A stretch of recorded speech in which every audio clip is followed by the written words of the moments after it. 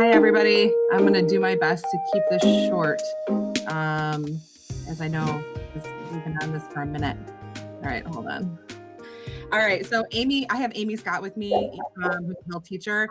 So I'm going to kind of go through this, but she'll answer any questions that you have. As you remember, Prepare You is the health curriculum that we purchased. It's a large unit in health, 15 lessons. And we're going to be looking for the board to approve us purchasing it moving forward, so that we can use it next year. So I'm not going to read everything to you, but sorry, excuse me. This was really about how we're evolving our health curriculum, how we are taking it into a more of a mental health curriculum, removing the stigma around discussing issues of mental health. Really, it's a very restorative approach to how we teach, quite often spent in circles, and students really having the ability to talk and share. It's inquiry driven, a lot of supports, online supports as well. And we talked about why specifically we need a mental health curriculum, because we know that anxiety and depression are on the rise with our teens, and that we want to be proactive with our students, knowing that this is a huge priority, and it's been a priority in our district. And so wanting to put some solid parts of the curriculum in place so that students have the ability to share, and also just learn. So how we got here, we had spent a significant amount of time with the health teachers and Angie Conzen and myself at the end of last school year, evaluating multiple different programs, and felt that Prepare You was the strongest option. And you may or may not remember, but we had chosen, rather than piloting more than one, we really felt strongly that all of our students deserve the opportunity to experience the Prepare You curriculum. So we did a little bit of a different pilot because we did it with every single kid. We didn't feel that the other options really compared. So Prepare You was really our only option. And this is really an explanation of Prepare You, but it's got videos in it. It has circles. It's really teacher, it's really student centered, but with the teacher as a facilitator. So it teaches a lot about, has teachers doing a lot of group, almost like they just call it group, but having the kids in circles, watching a video, then having discussions. And if you have more questions about that, Amy can answer those too as we get through. There are 15 different classes. So we also, not just currently this year, it was in all of our health classes and also at Bowers Academy, which was really exciting. And our school social worker over there, Julia, and you're going to hear a lot more about Bowers tonight as well. But Julia, working with Aileen, went through the Prepare You curriculum with all the students at Bowers Academy as well. So these are all the different all the different classes that are within the Prepare You. And then there's also a live website, and there's a home edition so that parents have the ability to see the lessons as their students are watching them. So like if your child had the class, the next day that class is open, and you could preview the video as well and have a discussion with your child at home. And there's also follow-up resources for families. And that's kind of what this is talking about. So as we were making a decision, is this something we want to continue? The biggest thing that was the most important thing to us was to make sure we were getting that voice of the students. And so we just asked them a handful of questions. We got a little over 100 students that responded to the survey. So we feel like our data is pretty good. And so that's the big thing we want to, the new thing, I guess, that we want to share with you today. So we try to keep the questions really simple for kids to answer. So just the group circles are helpful to me. And you can kind of see the majority, while there are absolutely students that disagree and or strongly disagree, the majority of our students are in strongly agree and agree. Prepare You has helped me learn to cope better with problems. I have learned things about myself that I didn't realize before. I have used the coping strategies that I have learned from the lessons.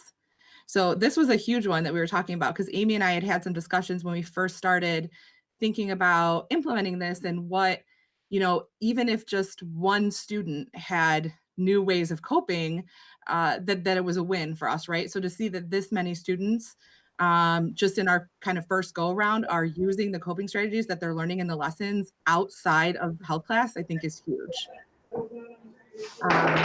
My mental health has improved as a result of Prepare You.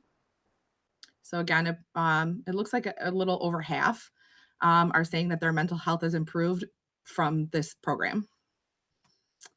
The Prepare You lessons are relevant, which is good. It's mostly like college kids in the videos, and they try really hard to make it about what kids need, and they're constantly revising, which is also awesome. Prepare You lessons are relatable. I have personally grown from this mental health unit. These lessons have helped me connect with others, which I think is huge too, especially when you start talking about mental health, students' ability to connect with one another. We know how important that is. Our brains are hardwired to connect. I say that a lot because it's all about, that social emotional learning. And so being able to connect with other people is a big part of being mentally healthy, emotionally healthy. So then we had a couple of open-ended questions, and I just put a few in there that stuck out to me. There were some, students that were disappointed or didn't think, but for the overwhelmingly, students were positive. So I thought this was good. Before this class, I kind of thought all this mental stuff was fake and people just wanted attention, but now it seems like it's kind of real. So just those realization for kids, just even in a short period of time, and the data that Ryan has through Prepare You shows that, students start to realize that too, even further as they get further out from the lessons. They start to realize that even more as well. So, and this is right after the students took it. And where they learned the most from. I think that's it. So I'm actually going to stop sharing. And so I wanted to give the opportunity for people to ask questions if they had any of Amy, since she's here and she's been hanging out this whole time. So she's ready to answer any questions that you have. And we're hopeful that the board would approve us purchasing this unit moving forward. And then the only other question would be, obviously with now, and I know health is one of the areas that we're covering 9 through 12, is the at-home learning aspect of it. I don't know how different it is than in the actual high school.